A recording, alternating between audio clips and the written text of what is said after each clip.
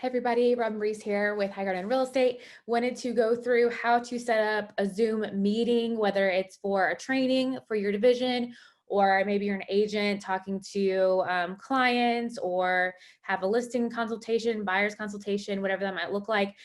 Some easy steps here. Just first and foremost, go onto zoom.us and create a profile.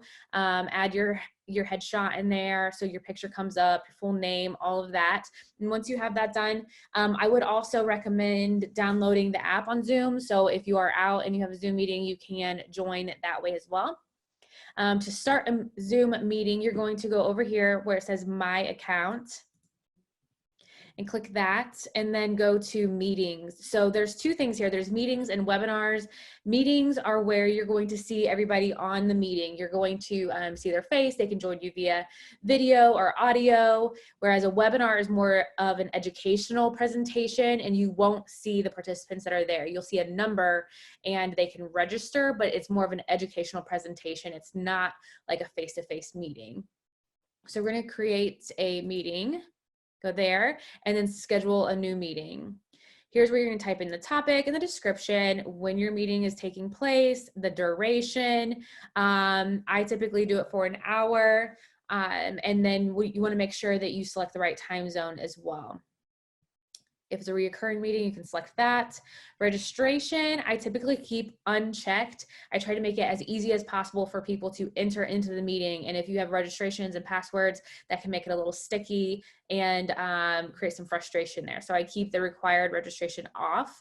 Meeting ID, I generate automatically. And so what happens with that is when you send out an invitation for the meeting, that person who you invited can either click a link to join the meeting, or they can go directly into Zoom, type in the meeting ID, and enter the meeting that way.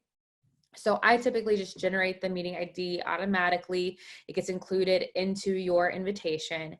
And then I uncheck this require meeting password. I do not have passwords on there.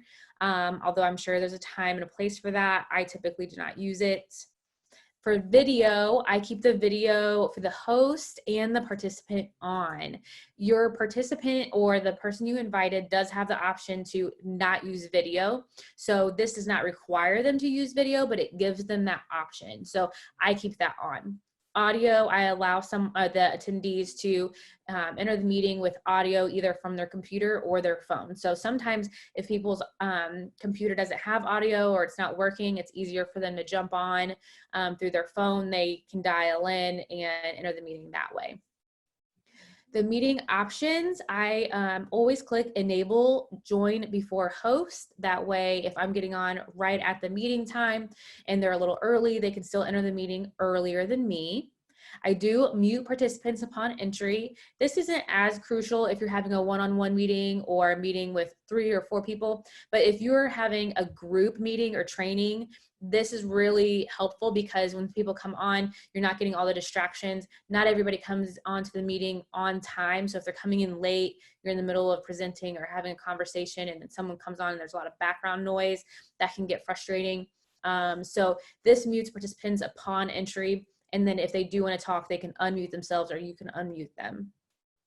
I do not enable waiting room. I did that in the beginning and it was kind of frustrating for me because what would happen is if someone came on late or if I got started right on time and there were a lot more people coming in 5 or 10 minutes after the starting time, I would have to go into the waiting room and accept them into the meeting, and it just made it kind of frustrating. So I let them come in whenever they have a chance to hop on, and I don't have to have approval or give them approval to come into the meeting.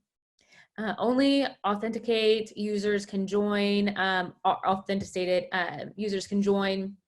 I don't select that just because if you have the link, then I'm assuming that you can be on.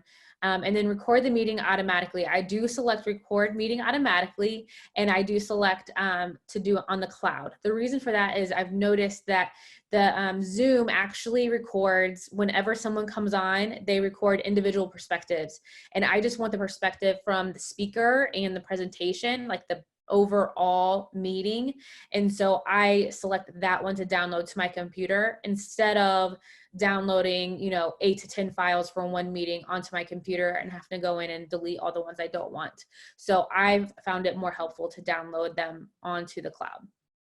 And then for alternative hosts, I don't have the account where I have multiple hosts. I haven't found that necessary even, especially when you're just having a meeting. It's very collaborative. So if anyone wants to talk, you can alternate who's talking and share screens. So you're not limited in that way at all. And then I just hit save. And once you do that, then you have your link here to invite the attendees. You can hit copy invitation, which is what I typically do.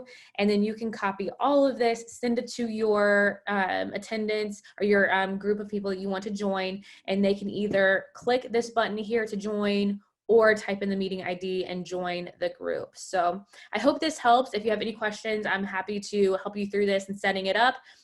Just a few tricks along the way that I've learned. Hopefully it helps you with having a smooth process with your meetings. Have a great day.